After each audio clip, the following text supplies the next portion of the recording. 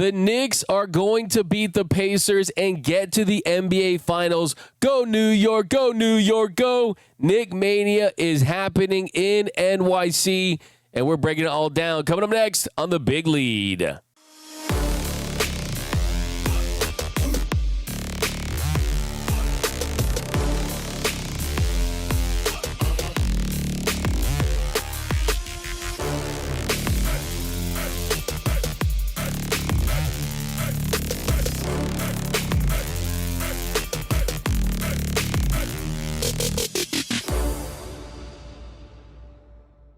What is up, and welcome to The Big Lead. My name is Doug McKain, credentialed member of the media. I've covered the NBA for over a decade, 24/7 sports, Bleacher Report, chat sports. I also do NFL radio for Westwood One. If you're new to the channel, hit the subscribe button, hit the notification button, hit the like button. The NBA 24/7, 365, also the hottest stories in all of sports.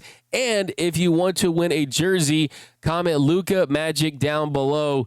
Definitely do that. But the Knicks are in the Eastern Conference Finals, and they clinched a playoff series at home for the first time since 1999.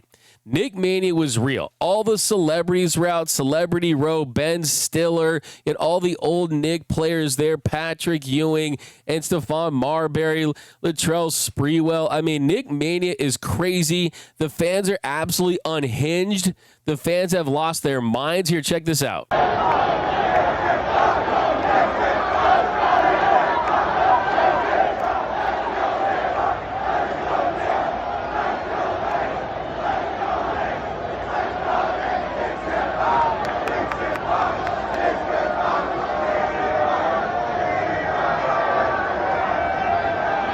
So I absolutely love it. These fans are excited, shutting down 7th Street. But the question is, can the Knicks beat the Pacers?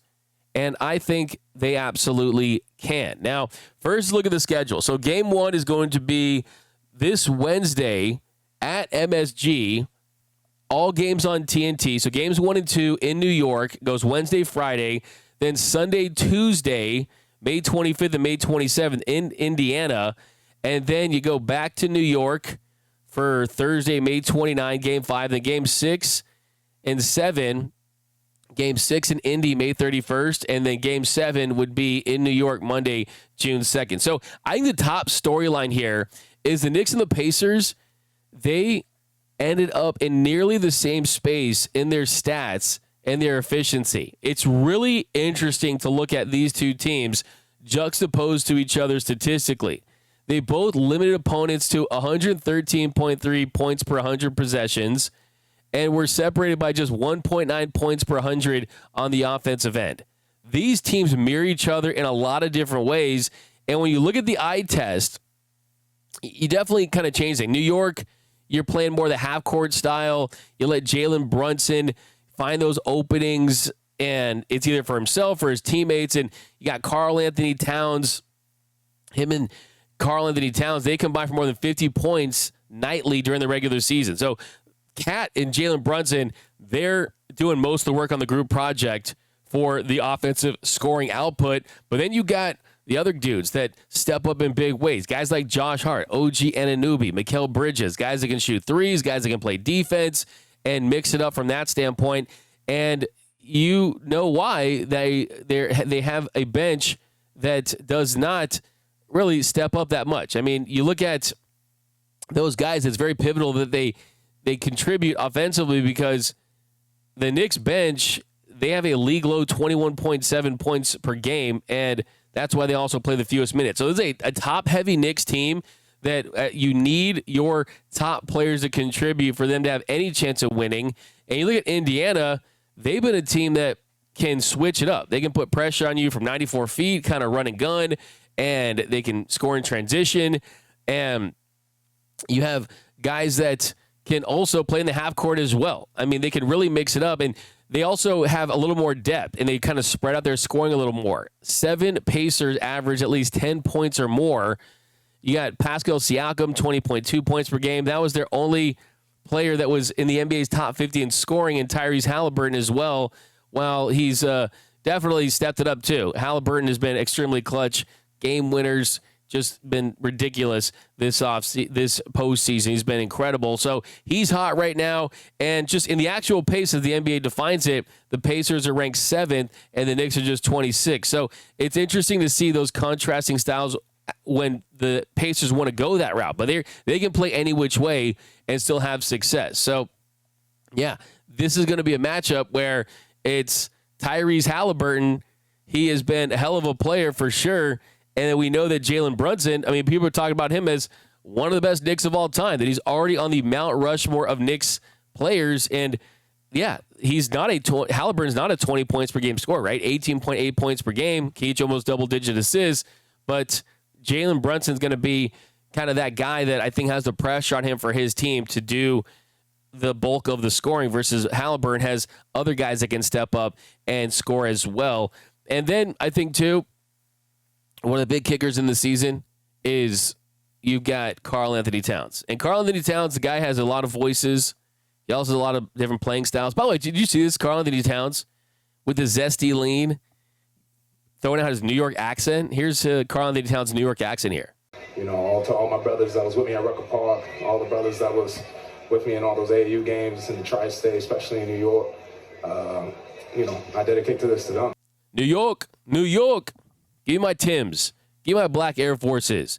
Hey, I like it. I like that he's buying into it. But I think one of the big keys of the series is keep your eyes on Karl-Anthony Towns from beyond the arc. Cat has made himself a guy that is one of the best shooting 7-footers in NBA history, for being completely honest. I mean, he won the three-point contest, the All-Star Weekend a couple of years ago, kind of came onto the scene with that one.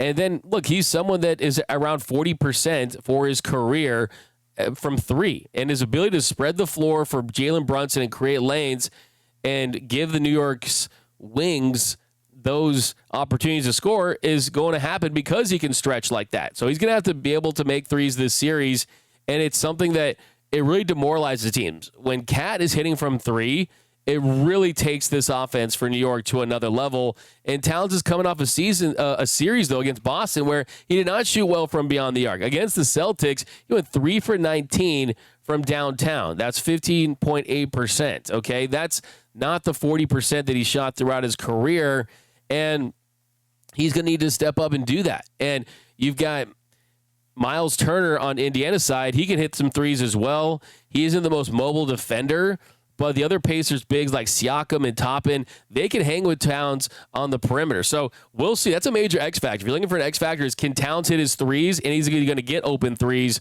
So that's definitely something that you have to monitor. Now, as far as other things to watch for these teams, I think for the Knicks, OG Anunoby is a major measuring stick for the Knicks. When he's playing well, they're playing well, because you kind of hope that you're going to get consistency from the Jalen Brunson types, right? And Cat's going to get his scoring. But when Anunoby scores, that really turns them into that big three type of team, right? Guys that can really suffocate you and overwhelm you with scoring and defense, and he has the ability to do that. So is he going to rise to the occasion?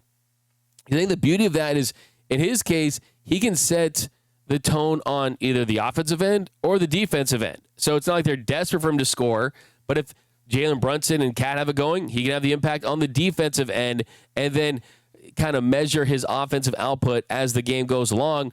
But this is someone that the Knicks, they wanted badly, 6'7", and he's someone that he is a major presence for them, and he's really helped them to think about this. Since they traded for him, the Knicks have gone 80-42 in the regular season in the playoffs. And this year, the Knicks have gone 28-10 when he scores 20 points or more. 28-10 when OG scores 28 points or more. And look, he's someone that can have a major impact on this series. And hey, get Suni Lee at the game, send courtside, and I think he'll be just fine. And then how about this for the Pacers? These guys can go 11 deep when they need to. And that's what's really crazy about Rick Carlisle's team. The Pacers averaged 10 Pacers this year, average at least 19 minutes. So versatility on the roster, you can mix and match.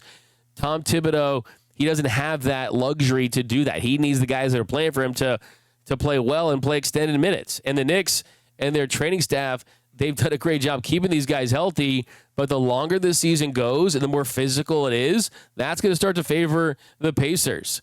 So the good thing is it's the playoffs, right? Longer timeouts. You're going to have some rest in between games. But Indiana, that's definitely going to be the big kicker in this series is Indiana's depth versus how well does the top-heavy Knicks roster play, and does the depth of the Pacers start to wear down the Knicks as this season moves along. Now, key number that you need to know, 58.3%.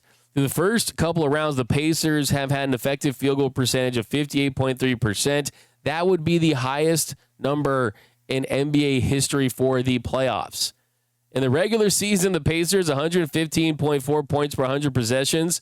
That was not as good as last season, but they've scored 117.4 points per 100 possessions in the playoffs. That's the best mark among the teams that are remaining. So their offensive efficiency has been the best, better than the Thunder, better than the Wolves, better than the Knicks. And among the 38 players with at least 100 playoff field goals attempted, you've got Siakam, you got Nembhard, you got Naismith.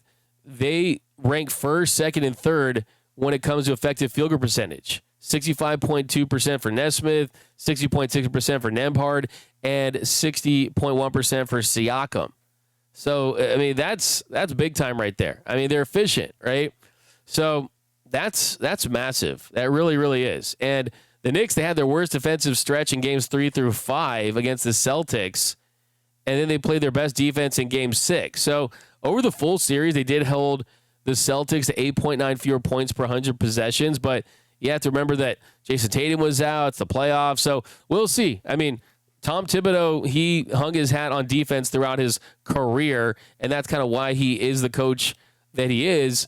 But I think that this is going to be a really, really tough series. I mean, I want to say, so the Knicks, they haven't been to the finals since 99. They haven't won in 52 years. Indiana has won just once. I was actually at that game one as a kid where it was the Shaq and Kobe Lakers. Just they beat that Pacers team. Both these teams really, really have a lot going for them as far as historically what it would mean for each individual franchise to get past this round and make it to the NBA Finals. I think that there's a world where the Pacers kind of wear down the Knicks throughout this series and kind of the Knicks magic kind of runs out. But you know what? The Knicks have got the juice, and they've got the ultimate six man. That's Madison Square Garden, and they have home court advantage. And I think that the Knicks players at the top of their roster are going to go out of their minds to try to win this series. And I think when you're kind of breaking down the most talented players in this series, the Knicks have the best talent. The Pacers have the most talent. But I think that there's one basketball, and that one basketball is going to be in the hands of the most talented player in this series. That's Jalen Brunson. So I've got to go with the New York Knicks, but it's going to be a 7-game banger, a 7-game series. And I got the New York Knickerbockers going to the NBA Finals for the first time since 1999. They haven't won in 52 years. Look, the Mecca of basketball, New York, as Karl Anthony Towns affectionately calls it. They need this, and I got the Knicks in 7. Go New York, go New York, go. My name is Doug McKain. You can follow me on X and Instagram at DMAC_LA. Subscribe, hit the notification bell, hit the like button. Until next time, I'm out.